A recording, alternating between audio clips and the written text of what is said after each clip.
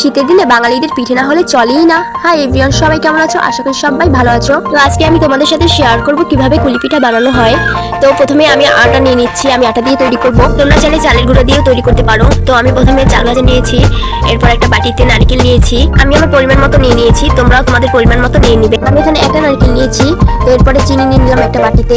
এই অল্প আইটেমই তৈরি হবে আমার কুলি পিঠা। তো আমাদের দেশে এটাকে কুলি পিঠা বলে, অন্যান্য দেশে এটাকে কি পিঠা বলে অবশ্যই কমেন্ট করে জানাবে। এবার আমি চাল ভাজাগুলো সুন্দর করে বেটে নিব।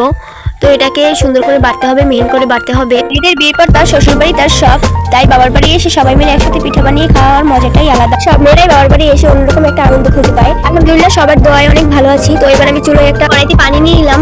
পানিটা কতক্ষণ পর বলক আসবে, তো তারপরে তোমরা আটাগুলো সুন্দরভাবে দিয়ে দিবে। এরপর ভালো করে এটাকে পানির সাথে মিশিয়ে নেবে, আটাটা ভালো করে সিদ্ধ করে নিবে।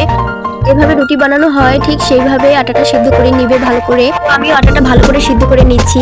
শীতের দিন মানেই তো পিঠা উৎসব। তো এবার আমি খাজা বানাবো, তো এর জন্য কড়াইতে তেল দিয়ে দিচ্ছি, এরপর নারকেল দিয়ে দিলাম। তেলের সাথে অনেক ভালো করে নারকেলটা ভাজতে হবে।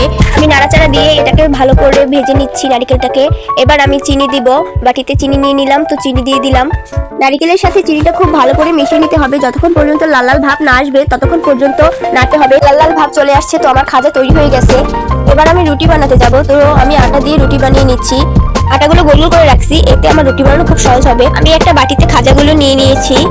এবার আমি আটা দিয়ে রুটিগুলো বেলে নেব খুব সুন্দর করে। রুটিটা পাতলা করে বানানো যাবে না, রুটিটা পাতলা বানালে পিঠাটা ফেটে যাবে। যখন খাজা দেওয়া হবে এর ভিতরে তখন ফেটে যাবে। তো আমি দেখাচ্ছি এখন কিভাবে পুলি পিঠা তৈরি করবে। আমি একটা রুটি নিয়ে নিলাম, এরপর আমি খাজা নিয়ে নিচ্ছি আমার পরিমাণ মতো, তোমরাও নিয়ে নিবে। তো আমি খাজাটা লম্বা করে দিচ্ছি।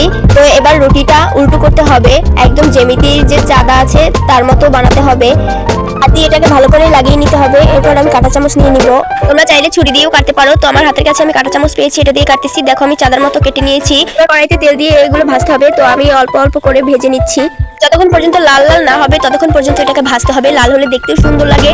তো এই দেখো এক পিঠ হয়ে গেছে আমার, তো আর এক পিঠ উল্টো করে দিয়েছি। দেখো লাল লাল হইতেছে, এরকম লাল লাল করে ভাজতে হবে। তৈরি হয়ে গেল আমার পুলি পিঠা। এই দেখো কি সুন্দর একটা কালার আসছে, লাল লাল করে ভেজেছি, কালারটা অনেক সুন্দর আসছে। খেতেও কিন্তু অনেক মজা হবে, অনেক সুস্বাদু হবে। তো আজকের এই পিঠা বানানোর ছোট্ট ভিডিওটা তোমাদের কাছে কেমন লেগেছে অবশ্যই কমেন্টস করে জানাবে। তোমাদের সবাইকে শীতের শুভেচ্ছা। সবাই ভালো থাকবে, সুস্থ থাকবে এবং আমাদের জন্য দোয়া করবে। আল্লাহ হাফেজ।